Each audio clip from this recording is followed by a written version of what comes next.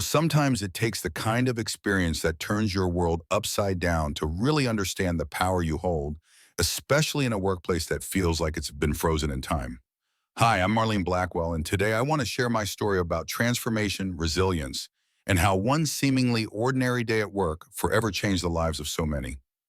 Picture this: a cold, drab office nestled in a small town in Kansas. The walls were pale and peeling, and the fluorescent lights flickered like the moral of the employees within. It felt like a set from a horror movie, a place where shadows loomed large and fear walked hand in hand with uncertainty. Yes, it felt like a scene right out of a sitcom that forgot to insert the funny parts. But there was nothing funny about this story, especially with Harold Benton at the helm. Harold was the kind of guy who took pride in being a bully, arrogant, inconsiderate, and downright domineering.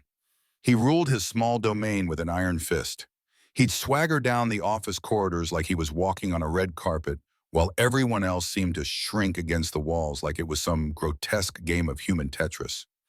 He'd swipe lunch from employees' desks without a second thought or publicly humiliate staff for the smallest infractions. And you could just feel the vibe's low morale and the desperate attempts of people trying to stay under his radar, creating whispers of fear that echoed in hushed tones. I was there observing everything from my vantage point. That's right, I was just another employee, because as the undercover CEO of Reed and Riley, I wanted to see the truth of what was happening without any preconceived notions or pretenses. I had a mission, and trust me, it was all-consuming as I watched Harold wage war on decency and respect. Then came the day everything shifted. It was a fateful afternoon when I confronted him. While I wasn't exactly expecting the encounter to escalate, he had just snatched my laptop off my desk, obnoxiously bragging about how he was the boss, as though that warranted stealing personal property. I called him out. "Hey, Harold, that's mine," I said. But instead of that moment leading to an apology or even an acknowledgement, he just waved me off, smirking, and said, "Finders keepers, sweetheart," and dismissed me like I was nothing. That moment lit a fire in me. I looked him dead in the eye and said, "Big mistake." The boldness surprised even me, but I had grown tired of cowering. I left my desk stewing, feeling like I needed a win, and let me tell you, rallying my thoughts that night was a challenge. The next day, the air was thick. Rumors swirled like tornado sirens in a storm warning. The employees buzzed with gossip, energized by the incident, while Harold strutted around completely oblivious to the fact that I was actually the CEO. But here's the kicker: he had no idea he was about to get a rude awakening. I returned to the office, but this time I stepped through the doors with purpose.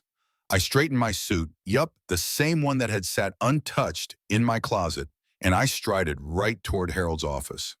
The office was still cold, the fluorescent lights still flickering, but suddenly it felt charged.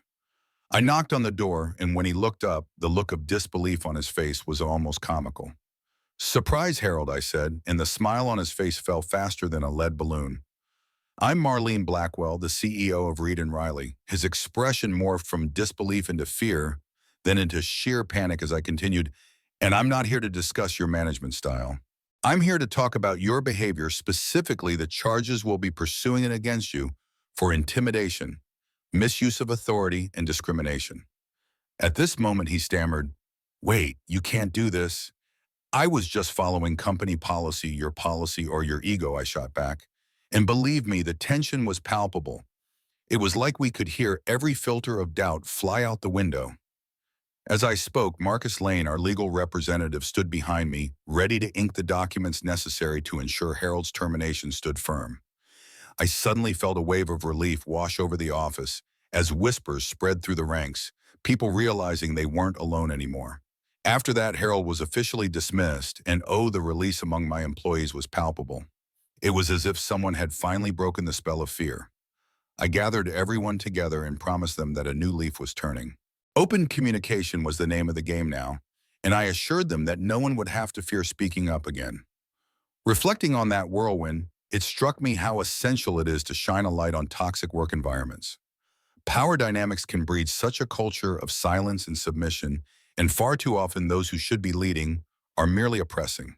Change is possible, but it requires courage, commitment, and sometimes a little bit of stirring the pot. So I turn to you now. What have you witnessed in your workplaces? Have you been treated unfairly?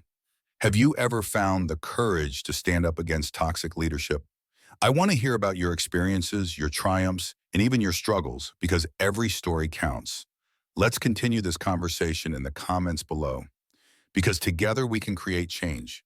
Remember, standing up for what's right is never easy, but it's always worth it.